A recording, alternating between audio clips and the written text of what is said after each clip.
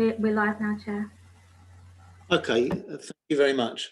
Welcome everybody to the, what month are we in? Late September Shareholder Subcommittee meeting. We have a new member of our committee. Welcome, Councillor Hardware. Good to have you on the committee. And I think we're all here, so no apologies. We move straight on to item 2, declarations. No declarations of interest. Before we go any further, I'm going to rely on the electronic hands up because I can't see everybody's face on my screen. Please bear with me. Just because you put your hand up on the electronics doesn't mean that you're necessarily next. If I do miss you out, please understand that's an issue with the technology and me using the technology, not a deliberate slight. So let's move on to the minutes, item 3, which is pages 3 to 7. Are we happy to agree that those are a fair recollection of the meeting that we last held? Great. Okay, thank you. So moving on then to item 4, matters arising from the minutes, and I have 2 actually. So could I ask the meeting to please turn to paragraph 16, A, which is a referral back to the previous matters arising. It says, Councillor Ingle said that the report on HTS, Housing and Regeneration Company, had been delayed. There were multiple areas which still need to be worked on, and it was vital that the council got it right. It was hoped the reports would be ready to go to Cabinet after December. That report has now gone through via emergency powers in April and was then referred to our last Cabinet. So that's an update on that matter. But if we also look at paragraph 21, which is on page 5, and the second item in second paragraph there, it says the subcommittee discussed the opportunities available for further electric vehicles. John Phillips said that the single electrical vehicle would serve as a trial and would be used to establish the needs of the workers. I think everybody in this meeting is well aware of how keen I am to see Harlow as a cleaner and greener town, and I'm delighted to be able to update people to say that instead of a single vehicle, Mr. Phillips has purchased 3 electric vehicles, so for a really sizable pilot, and I do hope that should they prove successful, we'll have many more electric vehicles in the future. Does anybody have any other matters arising from the minutes?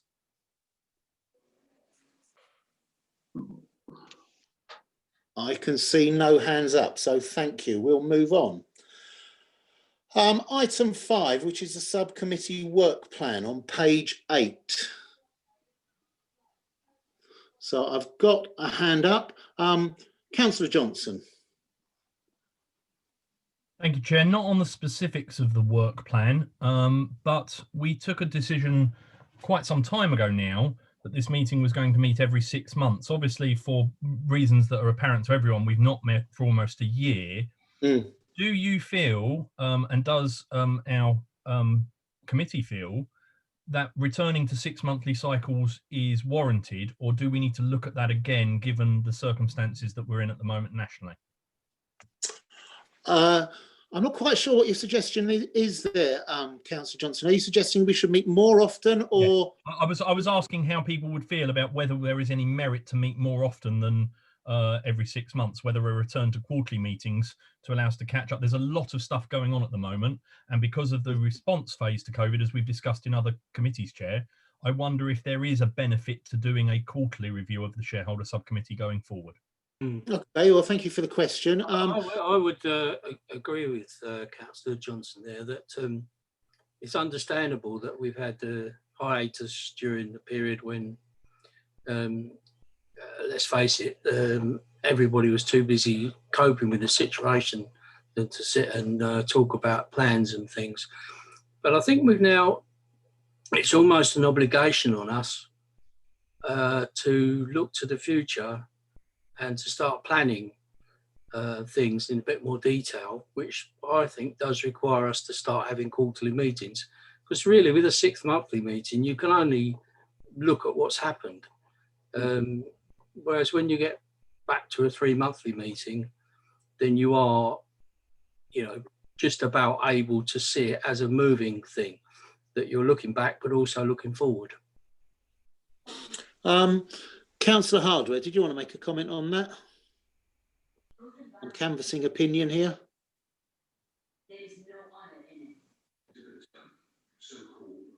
On moot, Chair. Sorry. That's a moot point. A moot point. This is my first committee, I don't really have an opinion at the moment, to be quite honest. Wow, that's unusual. Right, now, thank you, Councillor Purton. Thank you, Danny, yes. Councillor Wilkinson, do you have a view on this? I probably would have been 6 months ago against this, but I think given the current situation and where we are at the moment, I don't really have a massive view either way. I do see the logic in both Councillor Johnson and Councillor Purton's views with what's going on at the moment. It made me more prudent to meet more often. Yeah, I'm happy to go along with that. Okay, so I'm just going to quickly go to John Phillips. Do you have a view on this? Well, I'm happy to serve the committee however it best feels it's most appropriately served. And perhaps, certainly at the moment, we are in the middle of still a COVID situation. It's quite a fluid situation in as much as, whilst we've done an awful lot of work to recover, who knows what is around the corner in the coming months. So I think certainly whilst we're in this situation, it's probably worth us bringing progress reports in terms of how the company is performing, and perhaps that extra meeting is focusing on how we're doing and what the challenges are for the company.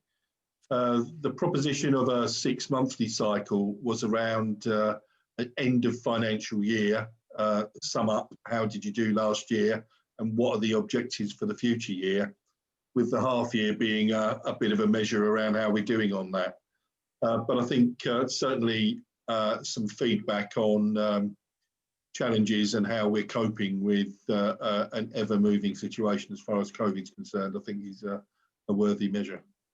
Okay, Mr. Harrivan. Yeah, no, I'd certainly endorse the general consensus that in this current climate, when it is very much a moving feast, a lot of challenges that we don't know of, let's be perfectly honest, coming up. And I think it's only right to be engaged with our shareholder through this committee as close as we can on perhaps more quarterly, regular meeting basis. But certainly reviewing that if and when things improve and we can look forward for the business and the relationship. Councillor Purton, your hands back up again, is it? Yes, well, what I was going to suggest, listening to what people have been saying, perhaps we ought to agree that we meet 3 monthly, but actually not excluding anything from any of the meetings, but look upon them as different types of meetings. I agree. So I agree with Danny. Yeah. Sort of lots of reports looking at figures. And then the other two, in between, we have a more practical discussion about technical stuff and staff relations and have almost 2 separate sets of 6 monthly meetings that happen to be every 3 months. Yeah.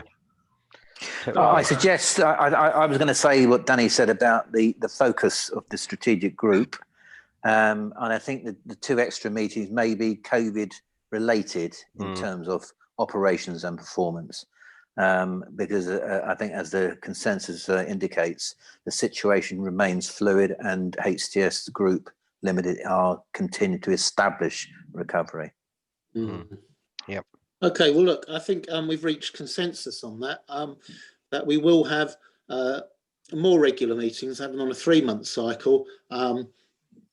The September and March ones to be of the style that we've got here, more strategic meetings, and the intermediate ones really responding to what is, as two people have already said, a very fluid situation, and I think Yep. we need to be flexible both within the council and our company needs to be flexible for us as well. So let's take that as a decision. Unless there's Chair, any if I may, yeah. I feel we need to review the March meeting timing in terms of alignment to the requirements for accounts or whatever. So shall I suggest that John and Michael and I go away and come up with a schedule of dates aligned Yes. to Yeah. what we've agreed this evening and to the wider HTS board agenda? Yep, I endorse that. Yeah. Okay, I think that's a decision made. So we're looking for 4 meetings a year to be more flexible, 2 different types of meetings, and Mr. Murray and Mr. Phillips will go away and come back with a schedule of those meetings for this committee's attention. Thank you. Anything else on the work plan? And if you've got your physical hand up and not your hand up, I won't see you because I can only see 5 people on my screen. Okay, so I'm moving on. So we move on to item 6A, which is the operational and finance report, which starts on page 9. And before I ask Mr. Phillips to introduce this report, personally, I want to say a real big thanks to the workers of HTS, the majority of whom had to carry on with work in some way or another. And I'm sure Mr. Phillips will tell us a little bit more about that. My personal view from my interactions with HTS is that their response to the lockdown way back in March was swift, that they took decisions to prioritise the essential, and those were appropriate decisions, and I think they got it right. And I think they got the balance right as well between allowing some works to slip. For example, grass cutting. Nobody likes to see the verges and our play areas looking untidy. However, prioritising people's safety was the right decision. And I thank Mr. Phillips and his team for that. John, do you want to speak on agenda item 6A? Okay, thanks, Chair. Just to give, I suppose, some highlights of what's been probably the strangest 6 months in all our lives, and particularly for me, for HTS. I think there was a call from the Prime Minister, I think it was 22nd, 23rd of March, that effectively said, go home and come back when we tell you. So we had to immediately review the services that we provide and have a clear understanding of what were critical and safety related aspects of the work. So we found ourselves very much in a mixed economy, really, with our service. I suppose, what differentiates HTS from, say, Harlow Council is that probably 98% of council officers could retreat to their homes and continue to be effectively working. With HTS, it's very different. Some of our people had no choice but to come in and deliver services the following day after the Prime Minister's announcement. So things in particular that probably are worth highlighting that have most certainly gone above and beyond from day one would be the cleaning service. So that's building cleaning, where those teams reverted to sanitation activity rather than general cleaning. So cleaning touch points, door handles, staircase handles, etc. Street cleaning as well was able to continue effectively, and a range of prioritised activity around repairs we carried on. So if somebody had a leaky pipe, that needed to be attended to. If somebody needed a statutory gas service, that needed to be attended to as well. So we found ourselves, and I use gas operatives as an example, that they were the very next day attending 10 different homes that day to undertake a gas service, with us trying to source adequate PPE and hand sanitation and introduce a range of risk-assessed work plans, with, I have to say, the HSE breathing down their neck to see if we were doing it right. Ultimately, I think they commended us in terms of our approach to the safety of our employees. And we had also an effective programme of consulting our trade union colleagues. So in many respects, it was a problem or resolution shared, or can I say, with our trade union colleagues as well. And there could have been some very difficult moments. However, we worked together with the trade union to resolve those issues. I think some of the highlights of what we achieved was overnight we also sent our call centre home to work remotely. We already had a resilience plan in place, so we knew what we needed to do. And that very next morning, customers could ring up and order repairs from our call centre ladies and our RL ladies whilst they worked at home. That arrangement is still in place. They are working at home. We were just about to be bringing them back into the workplace when the latest advice, regulations from the government were introduced around continuing to work from home. We also started up during the COVID period using Mead Park as a drive-through COVID testing facility. That's currently operating on a Wednesday and a Sunday, and managed by NHS staff who use some of our facilities.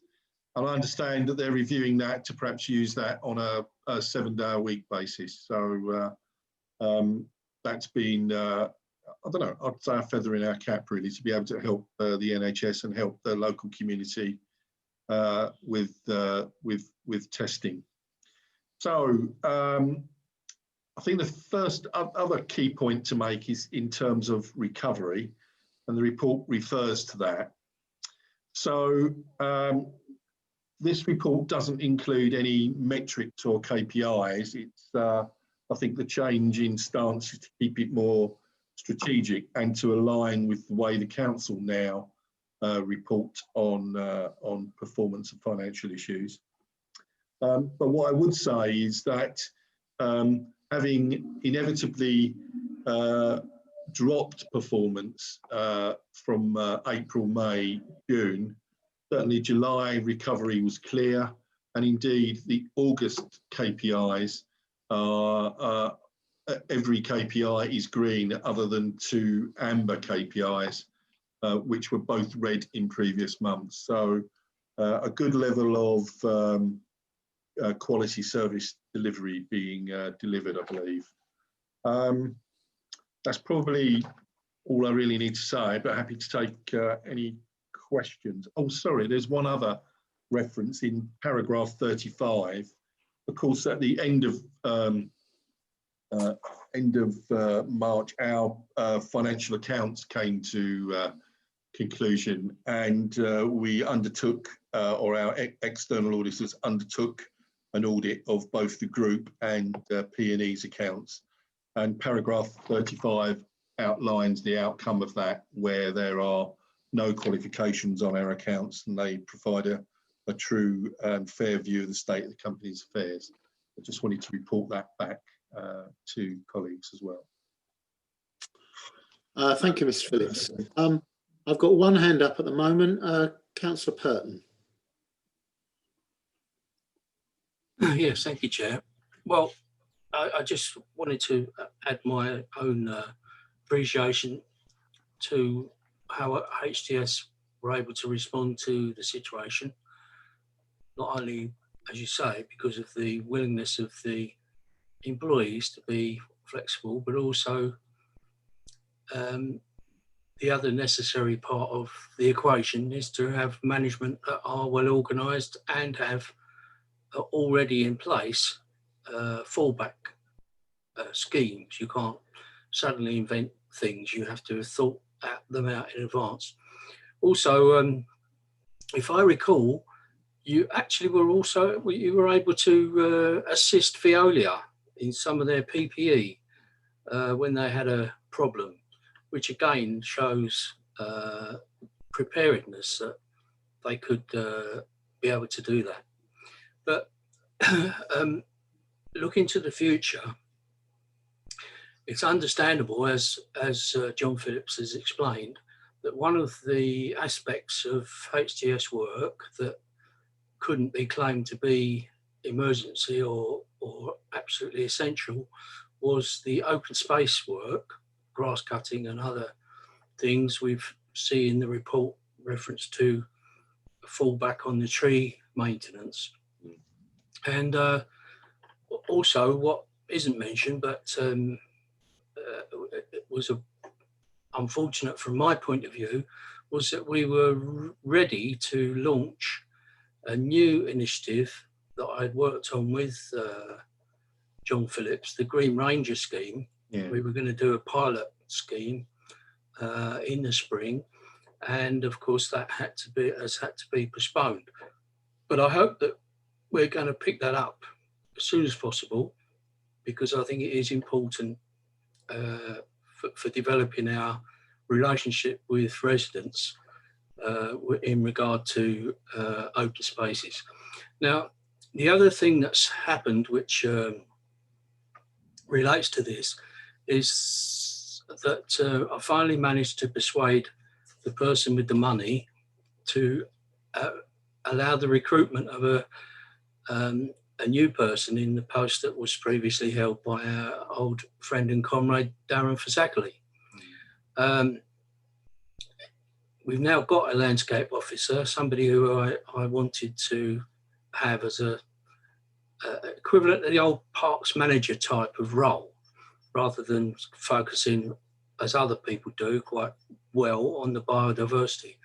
And we're fortunate enough to have recruited somebody into that post. And the other aspect that we're going to work together with HTS is to develop the GIS database of open space features, which will give us a tremendous opportunity to use that data in a dynamic way to develop some more new radical policies for our open spaces, particularly wilding parts of the town, and identifying specific trees, specimen trees, that are going to have more protection and more maintenance. So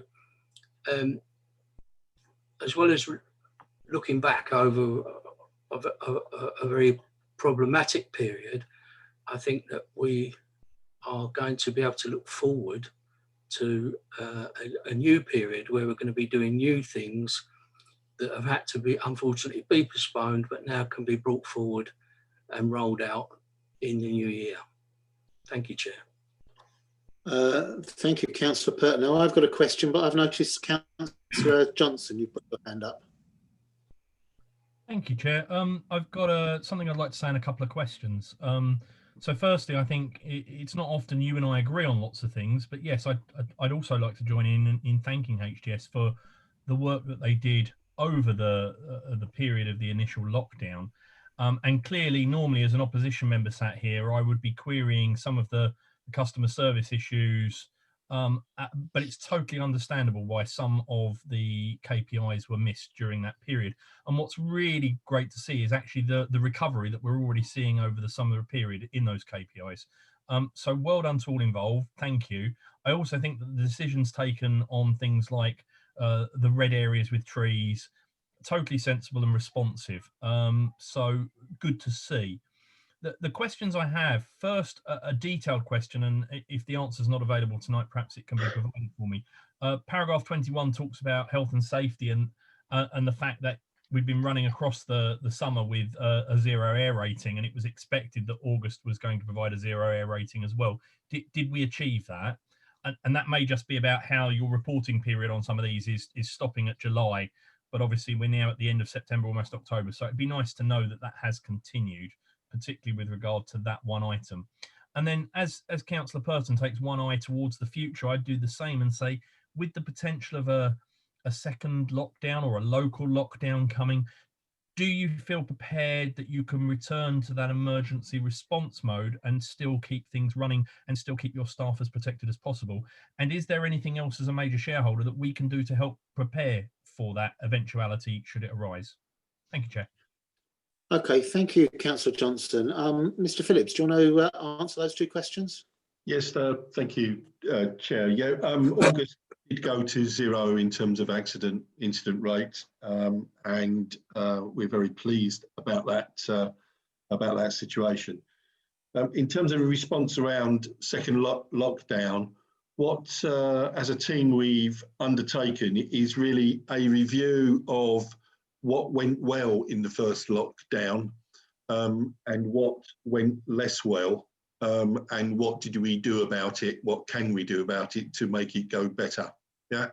So in effect, what we've produced is a ready, prepared action plan if the virus picks up further and we have to implement that. I think some of the issues in terms of rooms for improvement are mentioned in this report. So Andrew Murray will, I'm sure, agree with me that joint communications could have been a lot stronger to give much stronger messages to residents in the town around what service we would deliver and what we couldn't deliver and why. So I think the ultimate question that was asked is, will we be in a position to continue to deliver services? I think that in many respects, with respect, is in the lap of the gods around how severe a second lockdown might be. We certainly, if it was as before, I think we wouldn't necessarily have pulled away the number of services that we did at that time. So some learning has happened to allow us to perhaps carry on with some activities. And if anybody wants a face mask, we've got 50,000 of them in our stores. So.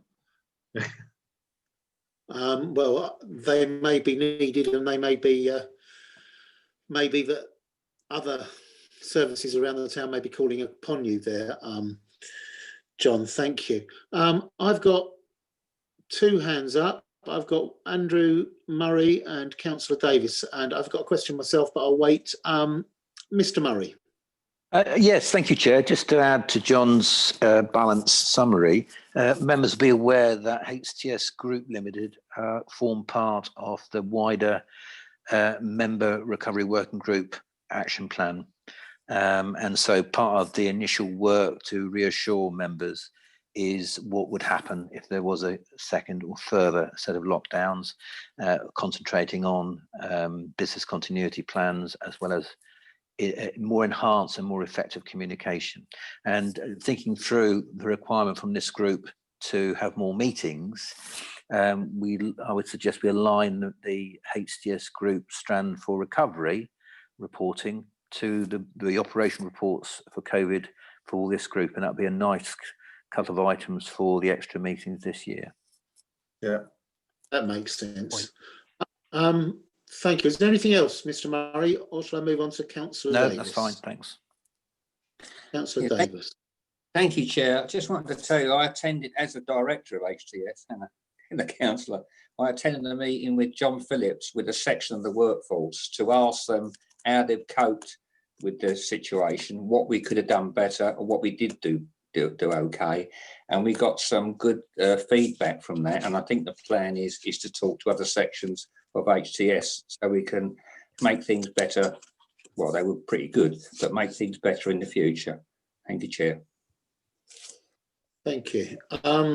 Michael, I can see, Mr. Harrivan, I can see your hand up. I'm waving indeed. Yeah, if I may just add one final point, I don't want to drag it on, but I was on a networking group meeting with St Clair's Hospice early part of the week, and it was very encouraging and actually rewarding to hear how they appreciated the work that HTS did for them also in helping out in PPE supplies and not just them, but you know, that whole proudly serving Harlow piece that I know I bore people to death with, but was able to demonstrate that actually we are there for the wider community. Thank you, Mr. Chair. Thank you, Mr. Harron. Mr. Phillips, can I just ask you one question arising out of the summary of management accounts, Appendix A, is page 19 of our pack. You had a target of 1,011,000. Our forward forecast is 993,000, very close to that, and I think remarkably close to that given the year that you've had. The situation is still quite fluid. How confident are you of achieving that 993? Thank you, Chair. Clearly that's the view in July. And as we sat in July, we were fairly confident of delivering that sort of return to the shareholder.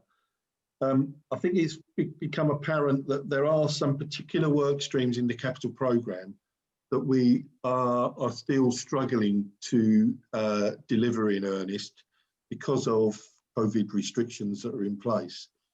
And I think particularly the internal works programme of kitchens and bathrooms is probably a step beyond what we should really be doing at this point in time, and particularly as the trend of infection appears to be rising again. So I think in discussions with the housing client, we're probably stepping back from that activity a bit, and that will have an impact both on revenue and associated profit that goes with that. So I suppose what the pardon the pun in terms of health warning that goes with this is that was the view in July. We've probably retracted from that a little bit because of the two issues we've identified there. And of course, the situation is fluid, isn't it? What is going to happen in the next few months, nobody really knows. Certainly, if we were putting this report to you in November, I believe the revenue and profit would be slightly down, I'd guess, in terms of that. Okay, thank you, Mr. Any other questions or comments on 6A? Then I'm going to move on to 6B, which is on pages 20 to 41, which is a social impact report. And again, Mr. Phillips, if I could just say a few words before I ask you to introduce that report. I don't want to turn this into a political bum fight or anything like that, but for me, this the social impact that HTS produces, along with all the other benefits that this arm's length local authority company has given Harlow, is exactly why we worked so hard to set it up. And, you know, I'm pleased that the opposition have now come on board and are supportive and actually ambitious for our companies now. I think that's a real marker of the success that HTS has had, not only returning money to the council, but delivering a better service than Kia. And now we have this report on the social impact, which for me is hugely important. And so I welcome this. I welcome the consensus that we now have across both the administration and the opposition coming together to support this company and to be ambitious for its future. And I think perhaps one of the most interesting aspects of this coming together around HTS is that perhaps the most vocal opponent of setting up HTS is now a director of the company. And that can only be a good thing. So without further ado, Mr. Phillips, if you could talk us through this social impact report, please. I'll just pick out some highlights if you don't mind, Chair. So this is the second year that we've run this review. We undertook, or HACT undertook a review for us in the 18-19 financial year. They concluded in that year that I think that the social value created by HTS was, I think, just over £1 million in that 18-19 year. This year, we've created somewhere around £700,000. So we are down in respect of what we achieved in that initial review year. The prime reason for that is around our ability to deliver the number of work placements in terms of work experience. And that was just as a direct product of Harlow College not being able to feed us enough people to go through our work experience programme. We're talking closely with the college around how they can deal with that. And indeed, ironically, with the impacts of COVID on employment opportunities, if there ever was a need for that type of activity, now is the time for that. So we'll be working closely with the college to see what we can do to bring that back up. So the trend's down. I think there's some opportunities for us to perhaps benchmark with other similar organisations. And of course, this report relates purely to the property and environment business and doesn't at the moment relate to housing and regeneration. And of course, I'm going to give you a bit of an update later in terms of the activity around acquiring properties to rent to social tenants, affordable tenants, and to market rent tenants. And I believe that is where we really will start putting some multipliers in place in terms of the social value that the HTS group can add to the scenario. The fact that we'll be able to take people out of homelessness, provide them with a very high quality property where their families and themselves can thrive in the town, will inevitably bring back significant multipliers in terms of social value. Thank you, Mr. Phillips. Councillor Purton. Yes, thank you, Chair. Well, as yourself and John Phillips has said, this is one of many reasons why setting up HTS has been a success, in that we can actually not only see the benefit to the town, but actually measure it. And of course, amongst all the figures that are included in the report, I think one of the ones that is perhaps the key figure is the one that identifies the multiplier in terms of social impact in the town. In other words, for every pound that's invested through HTS, what does it deliver in pounds worth to the town? And that figure is just over 1.6. A similar measure is used on lots of other things, including HS2 and things like that, on a much different scale, but it's a similar idea. How much do you get back for every pound you put in? So it is a useful measure, but as John Phillips has said, by itself, it's we can't really judge its success. It has been a success, but how much of a success? And we can only do that if we benchmark these figures against other similar situations. Now, that isn't always easy, as I found out I lead the environmental issues group at Stansted Airport. And of course, we get presented with reports on how well the airport's doing in terms of environmental sustainability, because we have no idea how well they're doing, and we now benchmark them against other airports, which had the added advantage is that I was going to go on a few trips until COVID, and now we have to all do it on Zoom. But there you go. So yes, we need to identify, it won't be straightforward because everywhere's different in one respect or another, but we should be able to, through HACT, to come to some arrangement whereby we can measure our the performance of HTS against similar organisations in other parts of the country. And that will give us a good steer as to how well we're doing, but however well we're doing, we certainly appreciate it. Thank you, Chair. Thank you, Councillor Purton, and those comments are duly noted. Councillor Johnson. Thank you, Chair. And again, a few comments and also some questions. So yes, I think this is an excellent report. When I saw the first one of these last year, I was skeptical, but I've got to say, it looks like a huge amount of social value has been created by HTS, and I'm very pleased about that. And in some respects, I think there are items contained in this report that I hope to see the council learning from itself. I think they particularly pulled out the health checks for staff, which seemed very sensible and very helpful, and the pushing of school governorships in the local area, which again, very welcome to see in this social value report. A couple of questions, one of them first very detailed, and that's page 17. There's a table. Sorry. Sorry, it's the bottom part of the purple and green table that flows onto either page 36 or page 17, depending on which agenda you're looking at.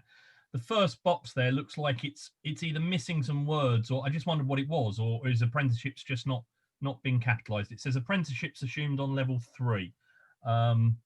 It's not a major item, and you can feed back to me privately if you'd like. I'd just be interested to know what was meant to be in that box. One of the more wider questions that I've got is about your suppliers and supplies. And I think it was 166 out of 300 and something, but it worked out to 43% when I did the calculation of your suppliers are from within Essex, which is great to see. But obviously we've been discussing as part of the COVID recovery process, the Harlow pound and the Essex pound. What can we do to drive better value of our locally spent pound by pushing that suppliers number up to over 50% from within Essex and our local community? And the other question I've got is, and again, happy to take a written response on this one, 27 work experience placements during the time. Just be interested to know what sort of age groups that's from, and what sort of schools or colleges that's from that you're getting those work placements from. I think it's very valuable and very welcome, and I remember fondly my time at a work placement when I was back at school days. But just be interested to know a bit more details on some of those, please. I'm not expecting you to provide that tonight at all. Overall, well done. I think a large amount of social benefit generated by the company this year. I like to see that, and look forward to next year when we'll see even more, hopefully. Thank you, Councillor Johnson. Mr. Phillips, are you able to come back on either of those, or shall we just provide the answer? I think just on the first question around apprenticeship, I think the way the table is printed, there's a bit missing. So we'll find the bit, make sense of it, and let people know. The second point around some targets, I'd quite like to say that's quite an interesting one, really, isn't it? So we have a whole range of 56 KPIs that we're being asked to deliver, all around operational delivery, and did we manage to deliver that digit and that what's it. But actually, a strategic KPI to deliver for us would be increase the number of local companies that you employ through your supply chain. I think it's an obvious thing where we might look to do in the future. The last point, I'll get back to you.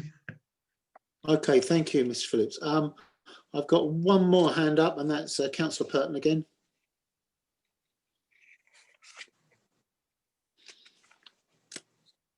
You put yourself onto mute, Danny. You were.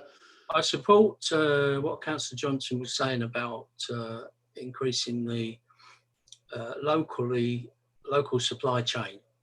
And I don't want to be pedantic, but I think it'd be more useful to consider the area rather than saying Essex, which personally I don't feel that connected to Essex.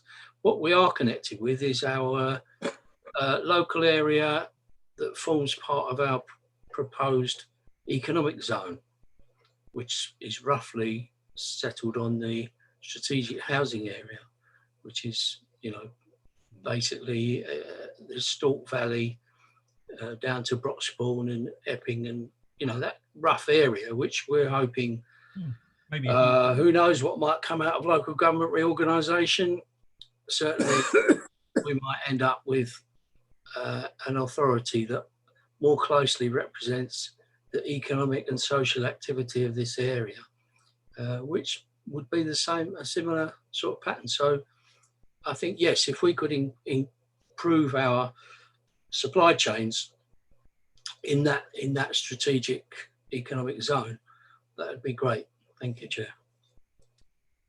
Thank you. And if I can just make a few summary comments, I think local is always going to be good. There's sound economic reasons when you look about how you stimulate the local economy and how that benefits, but there are also sound environmental reasons to be looking local as much as possible. So I would support HTS looking locally.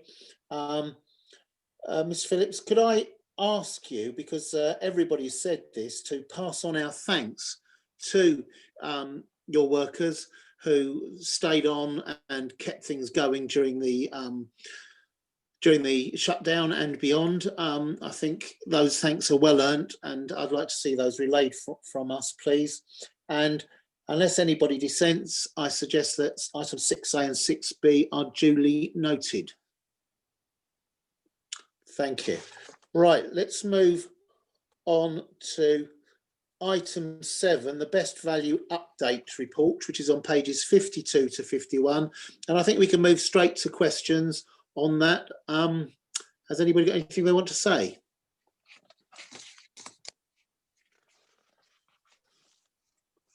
Councillor Johnson.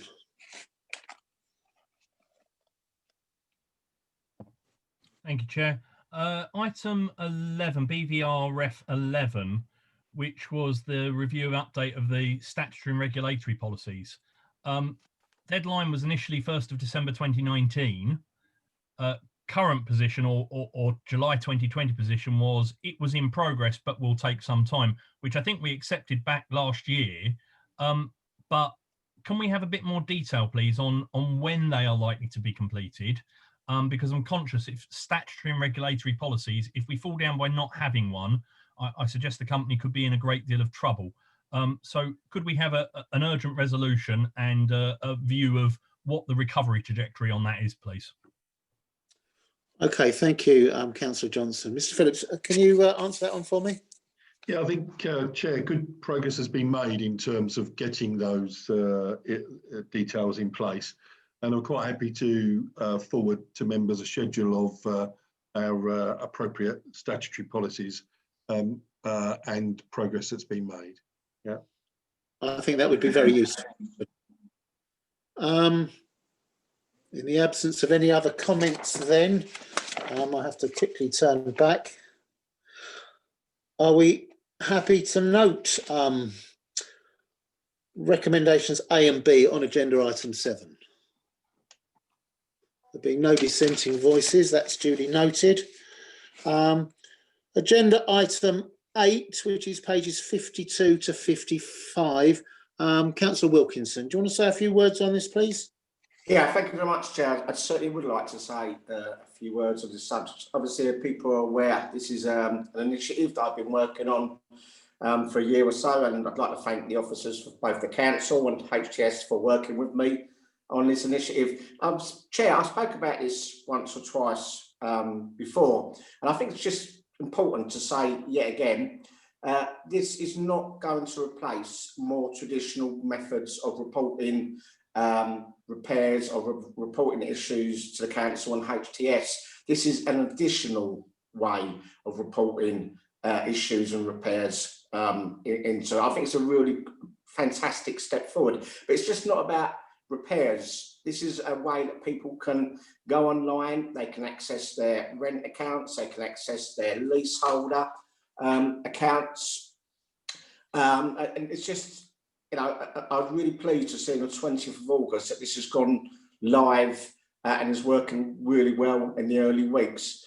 I was also very pleased in this report to see that the initiative we took on planned works has been taken from 12 months down to 9 months. There's still, I can assure people, there's still lots of work to do on this. I'm talking on a regular basis with both HTS management team and with head of service at Harlow Council Housing regarding this issue. And this is a moving issue, but we're certainly moving in the right way.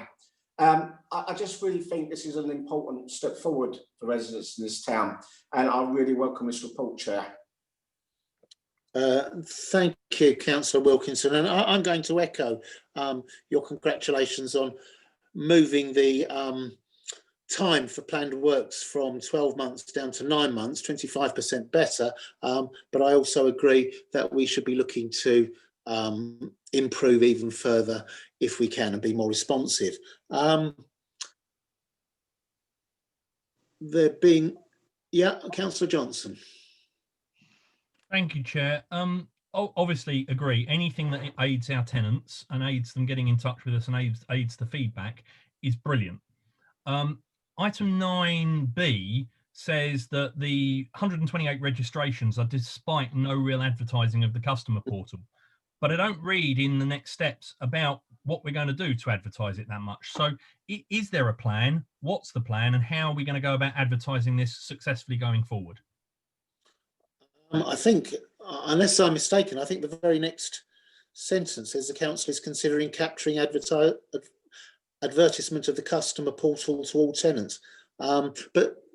Phillips, with respect, that's one item via a statement that we know people won't.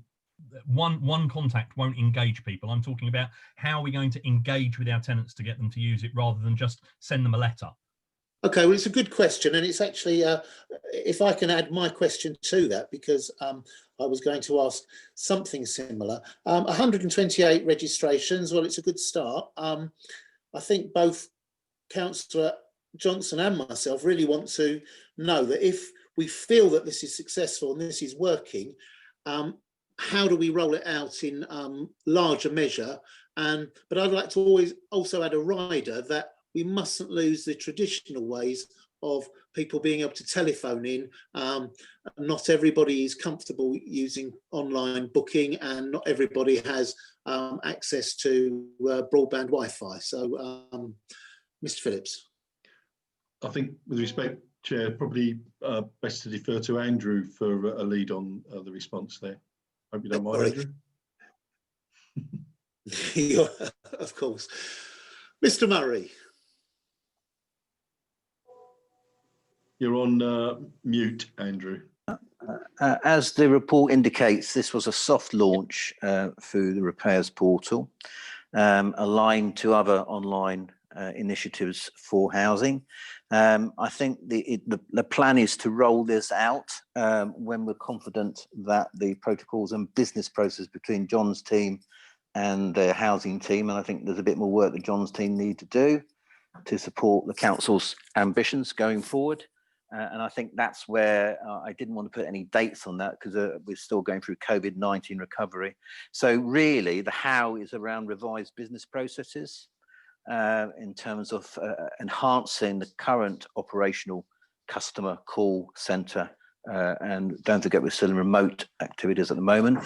Equally, we'll use all engagement channels, both formal and informal, or newsletters and website, and our particularly our housing panels that can be exemplars, which we have used in the past in Keir Harlow Limited days, where we had some of these operational activities. So I think more work to be done on the business processes, John, and then we'll come back with a plan. Lovely, thank you. Councillor Wilkinson.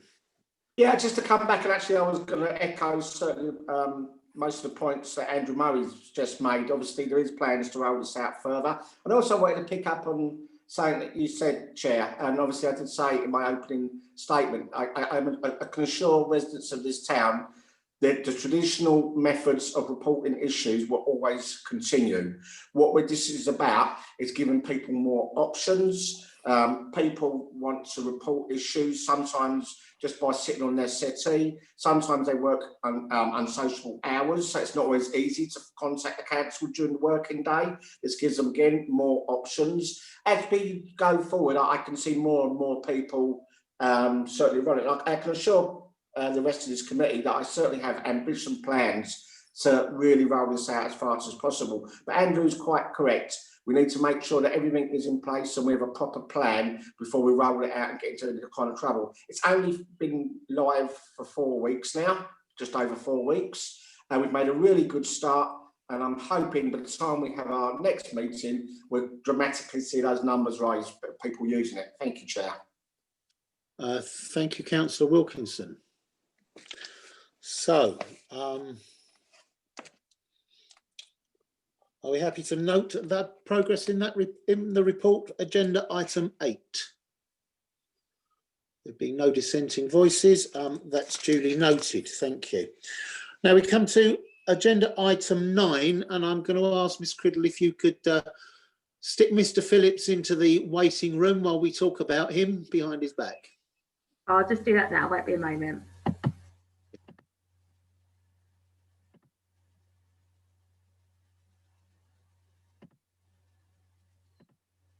Still here, John?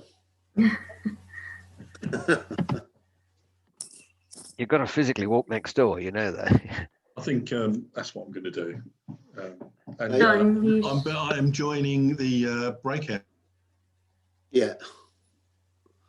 Okay. Yep, he's gone. Yeah, he's gone. Right, so agenda item 9 is the appointment of HTS Group Limited, the managing director, and you'll find that on page 56 and page 57. And I'm going to move that and say that without any shadow of a doubt, I think that the work that John Phillips has done in bringing this company to life, contributing, making sure that this company contributes so fully to Harlow Town and the council, and working to create synergies between the council staff and his own staff has been fantastic. I've been particularly impressed with his ambition for both building and latterly buying and acting houses for H&R, and for acting as a landlord, an exemplar landlord in the town. So I am happy to recommend that we appoint Mr. Phillips until the 31st of January 2027.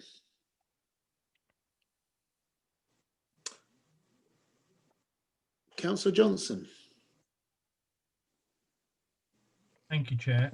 Given that this is a ratification of the decision of the board, and given I think the need for HTS to have confidence in us as their major shareholder, would you be comfortable if I formally seconded you on that, Chair? Because I too have found the person in question very responsive to members, very helpful on these calls, meetings, but also outside of a formal arrangement. And I think for the managing director to have that confidence of both sides of the chamber, it may be useful if I formally second you, if you're comfortable about that, Chair. If you'd like to go down the route of your political colleagues, I understand, but the offer is there, and I would fully support the recommendation tonight. Well, thank you, Councillor Johnson. I'd be delighted to have you second this this decision, this recommendation. Does anybody have any comments that they want to make? So, Hannah, if you could note that I proposed it, and that Michael Harrivan's got his hand up. He wants to say something. I'm not by any means wanting to counter the proposal in any shape, just to endorse absolutely what you said, and to actually add to it, if I may, Chair, is that from a board perspective, and I'm sure colleagues here, or certainly a colleague who's here with us this evening, would endorse me in that Mr. Phillips is always looking for innovative ways by which the company and the staff can work together for the good of Harlow. And to me, that is a very strong aspect and benefit that HTS has, and we've seen it, clearly in conversations we've had this evening in social benefit, but in getting the staff involved in so many ways, in raising funds and all sorts for nominated charities, and I think this is a mark of acknowledging that, but also I would like to see it as an encouragement for him to continue that work as the opportunities of HTS Group continue to expand. Indeed, and thank you for those words, Mr. Haravan. So, Hannah, if you could note that both the administration proposed this and the opposition seconded it, and the decision is unanimous. And allow John Phillips back into the room, please. Sorry, just before you do that, Chair, could I just for purposes of satisfaction, ask Michael whether there's to be any rearrangement of what he would expect or what he has expected John Phillips to do in the past. And what I'm really asking is this decision purely a paper decision in that it's not going to make much difference to what John Phillips does, or if it is, what are other things are not going to get done? I think I know the answer, but I'd just like Michael to confirm that it's really a acknowledgement, but in a rather virtual way rather than a technical way. Yeah, thank you, Councillor Burton. Absolutely right. I mean, it'd be fair to say that Mr. Phillips has actually done this job since the start. The key point, of course, has been to a large degree that the group company, for which obviously part of this proposal this evening is to appoint him as managing director, the group company has to a large extent been a dormant company. It is now acting as that conduit, effectively, for the subsidiary companies to trade their activities through in terms of reporting to the shareholder. But yes, the workload will not increase at any significant level, and therefore there will not be any detriment to the subsidiary companies and the work that they do. One thing, if I may say, though, is it does give me the opportunity and the board the opportunity to further look at succession planning across the organisation, and ensuring that come 2027, if one hopes not before, if it doesn't arrive before, that the organisation is in a strong position for succession planning. Thank you. Okay, at that point, Hannah, could you ask Mr. Phillips to return? Yes, I'll do that now.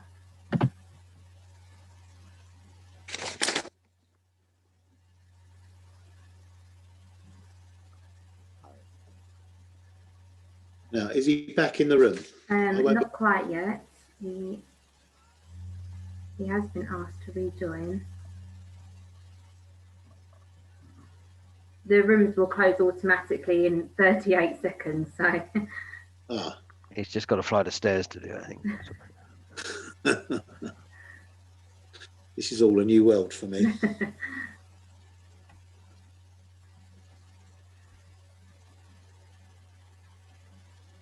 If not, if he gets thrown out, he'll probably join again, won't he? Yeah.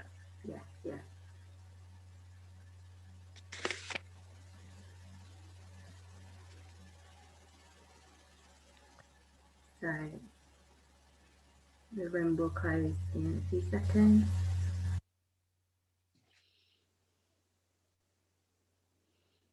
There he is. He's back in the room. Welcome back, John.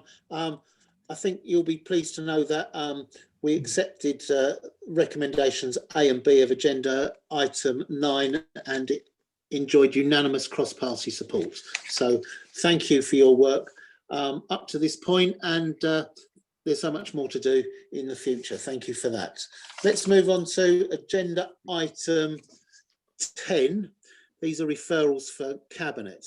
10A is the report of the COVID-19 Recovery Working Group. Are there any questions on that? Okay, that's noted then, unless there's any dissenting voices. 10B, the terms of reference.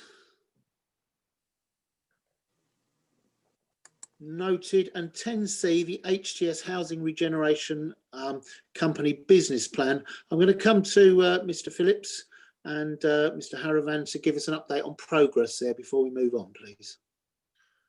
Okay, Chair, thank you. the Housing and Regeneration Company was formally established as a subsidiary of the group in March 2020. That followed the emergency COVID power decision of the CE in consultation with respective leaders and what have you. That allowed the company to be fully established and start to trade. So the initial task was to establish a governance arrangements, agree these with the shareholder, and all those activities are now fully in place. That allowed the company to effectively crack on with its initial project. So the initial project of 5/6 new homes that the company would acquire and own and be able to rent has now been actively progressed. There's been a number of short, concise meetings with the newly elected board directors of the H&R company, and some key decisions around the allocations policy, the nature of the borrowing, etc., have all been signed off now. So what we'll see as an outcome for those 5 properties will be 2 that will be let at a social rent, 1 that will be let at an affordable rent, and a further 2 properties that will be let at a market rent, with an expected yield of something like 3.5% that will come back to the shareholder from that process. So by October sometime, we should see our first tenants being in occupation in some of those 5 homes. The plan is that over the next 6 months, we'll collate the information around getting to this position, and also the experience of those customers being in HTS rented premises. And that will allow us to bring back to the shareholder a review of the success and some of the improvements that perhaps need to be made. And equally, we'll allow you to make decisions around upscaling the project into a full pilot scheme of perhaps 100 properties initially. That's, if you like, one element of H&R's business. What's also needed is further development of the business plan activities to be considered through joint working with the board, council officers and council members, so that a firm business plan and business case proposals can be put for consideration over the coming months in terms of the full remit of the H&R company. So we've only just kicked off initial stages, considerable progress on the first project, going to make some real difference to some families in town. There are some quality houses that we've purchased, and looking forward to the key objective of providing high quality homes being delivered through your partner H&R in this business plan. Thank you, Mr. Phillips. Mr. Haravan, did you want to add anything to that before I go to Councillor Hardware and Councillor Purton? Yeah, if I may, Chair. I mean, I think one of the key factors that we've discussed all the way along in this is the standard of the properties that we deliver, and indeed how that has a positive impact on people's lives in Harlow. We all know there are varying standards of rental property out there, and one of the key mantras that H&R has clearly set out here and wants to continue to build on and have as its a key aspect is the quality of the properties, the quality of the service that's delivered to those renters, those tenants, and that must remain at the heart of all that we do as we look forward. But a key aspect clearly to get any degree of measure off this has to be scale at some point, and that's why I'm very keen to get a review as soon as possible, but that has to reflect the quantity and the quality of the data that we're able to collect over a reasonable period of time, and then we can actually see how the project is going and how we best build on it in terms of shape and services going forward. Thank you, Mr. Haravan. And I think, look, this is an exciting start. It's just a start. The idea that we can purchase houses, and by subsidising from market rent, provide some rentals at true social rent values that are usable by Harlow residents on the Harlow housing needs list is something that really is great news, and I hope this pilot proves successful so that we can build on it. Of course, you know, I make no secret of the fact that I also want to see HTS getting going with building as well, and I look forward to the start of that programme. Councillor Hardware. Thank you very much.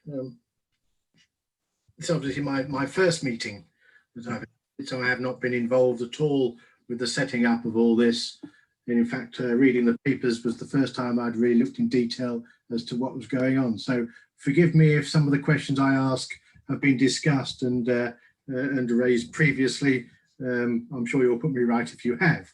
But my first thing that leapt out at me was the first thing I'll say is that it seems to me that you're going to be doing two kind of tranches of activity. One is the purchase and maintaining of existing houses from current stock in Harlow, and the other side is the property development side, building new homes. So my question is, does HTS have within its ranks the proper skills or people with the skills to be doing development? Because it is quite a complex and very easy to make silly mistake activities. Do we have something? And also, if that function is within the company, is it also going to go onto the board? Because obviously it's quite a serious part of the business. That's my first. Yeah, could I follow on from Councillor Hardware, because my question is related to that issue as well. Yeah, so when we were deep in the machinations of over getting everything, all the bureaucracy set up, or all the documents prepared that enabled us to suddenly move towards setting up this company, there was an understandable hesitancy, which is reflected in what Michael Hardware's just said, on the part of some in the council that, you know, you couldn't just start up a development company from scratch, whereas you could basically quite reasonably quickly start to buy houses and act as a landlord.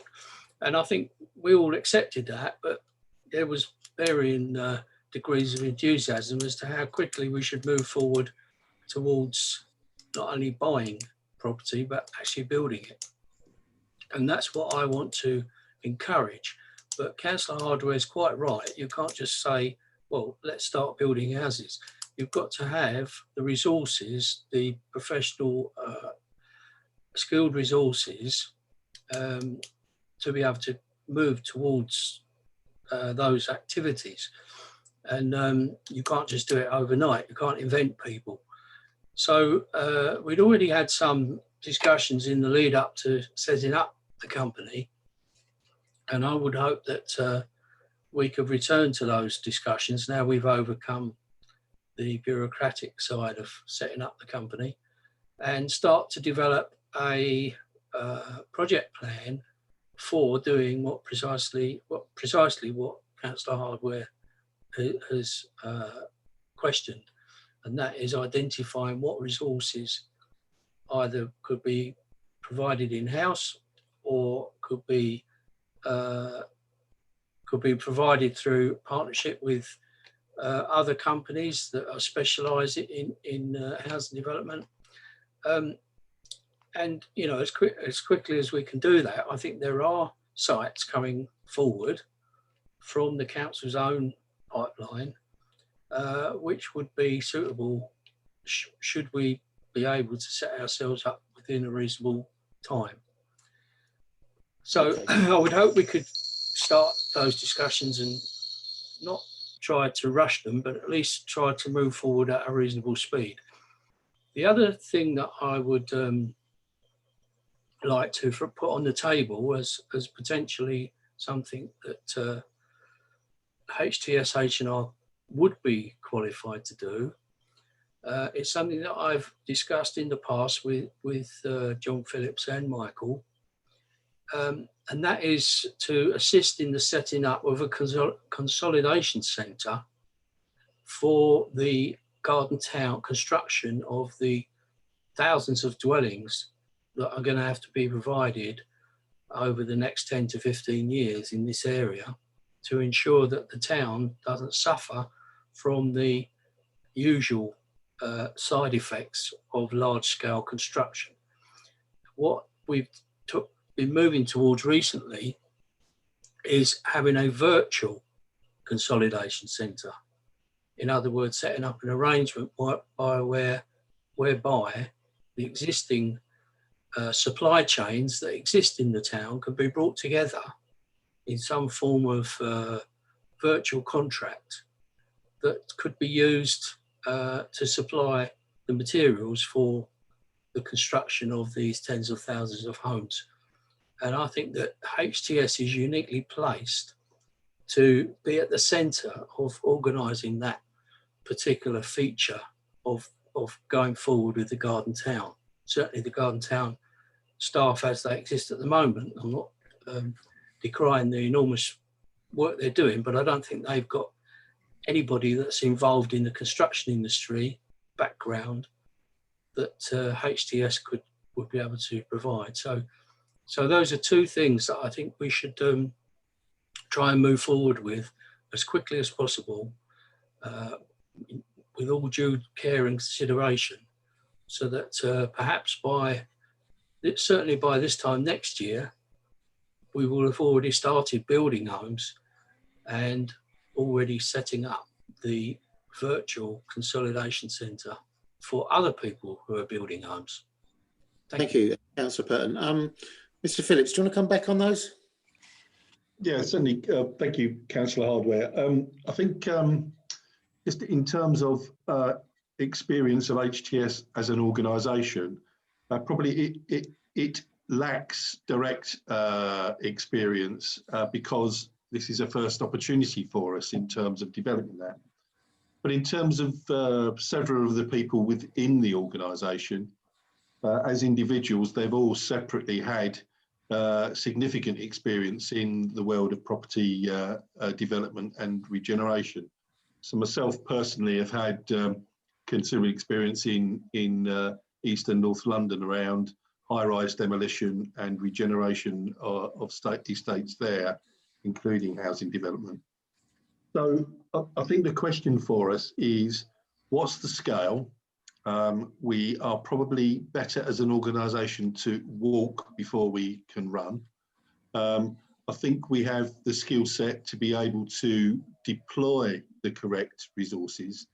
And I think initially those resources and skills won't come from the organisation itself, and we'll have to be buying in that skill base. But I think we've got the capability to understand what we need to buy and what we need to expect from those resources initially. Okay. I think that's the starting point for us.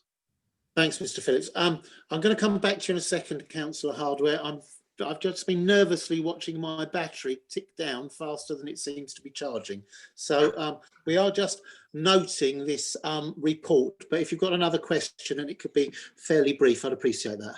I've got two. The next one goes, follows on from that, on the acquisition site, which is page 110 FI, where it talks about developments, opportunities where money would be loaned possibly or debt provided. And then it says the likely way forward would be for the company to issue share capital to the value of the sites. Now surely that will dilute the ownership and at some point would make the council the minority shareholder. I'm not quite sure why that's being recommended. Mr. Phillips? I'm afraid I can't see that reference, and I think that was in the business plan that the council prepared initially, Chair. And I probably need a bit of time to find that, but I'm happy to respond separately to Councillor Hardware once I've found the item and understand what it means. Okay, thank you. That's fine. And my final question, which you alluded to a little bit earlier, John, was that you're going to contract out, because there's a section in there talking about JCT contracts, which takes me back to my early career when I was a company secretary doing JCT 80 many. Agree. But you've just let me into an age-related secret. But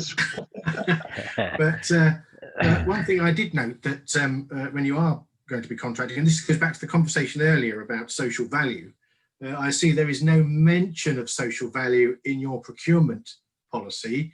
And considering the government only last week reinforced the provisions of the Social Value Act, I think you'll probably come up with some frameworks for when you do go out contracting, which will add some social value locally that will be beneficial. Just a very valid point, Chair. And certainly, the Social Value Act is very central to where our ethos comes from. So we're very keen to not just engage, but actually deliver on it as well. Thank you. Councillor Hardware, duly noted. Councillor Johnson. Thank you, Chair. I've got two areas of questioning. The first around acquisition policies and the second around value for money. Where are we with an acquisitions policy? Is there one that we can look at as shareholders? And particularly I'm thinking around who, how and where. And by that I mean, I'm conscious from council meetings that to access the right to buy monies that are at risk at the moment, the 3.5 million, properties will need to be owned by the HRA. Who's going to do the acquisition of the next set of properties? How will that be processed and what's the timeline for that? And then where will the properties aim to be? Will they aim to be ex-council homes that we're repurchasing, or will they be pepper potted around the town in estates that maybe haven't had social housing in before? And what's the thinking around what the best value will be for that? And then secondly, Mr. Phillips mentioned a 3.5% yield, and I'm interested if that average net yield has been stress tested. For example, what level of turnaround has been built into that 3.5% yield from purchase to reoccupancy? Thank you. Mr. Phillips, do you want to respond to those? Number of questions there. So I think what the pilot scheme offers us is the ability to be able to reflect on what the acquisition policy needs to be as we scale up, and indeed decisions that need to be made around where and how, etc. I think we would be looking to actively engage with the shareholder to collectively own those decisions rather than look to make those. And certainly over the coming months, I think that is an area of activity that we would be looking to develop. It's a very, very different proposition to acquire 5 properties than 100, 200, 500. And indeed, the social engineering implications potentially of that across the town. And I think members should be involved in the policy of where, what types of properties and the types of letting arrangements for those. In terms of the yield, there's a fairly detailed exercise in terms of how those yields are worked out and payback periods, etc. And I'm happy for colleagues to share that with the shareholder subcommittee for any of you that are struggling to sleep at night. Yeah. Okay, thank you, John. Right, in the absence of any other questions, are we happy to note 10A, B and C? Noted, good. So then we come on to 11, noting the reports from the HTS Group Board. A reference from HTS, H&R Company, Scheme of Delegation, and C, the reference from HTS. Any questions or comments on that? Right, I'm going to take those as noted then. I've received no matters of urgent business. So without further ado, with my battery flicking down from 3% to 2%, the next meeting is on the 18th of March, but I think there will be one before then when Mr. Murray revises the schedule. I hope, Councillor Hardware, you found the meeting interesting and enlightening. And with that, I'm going to wish you all good night and close this meeting. Thank you very much. And Thank you. Thank you, Chair. Take care.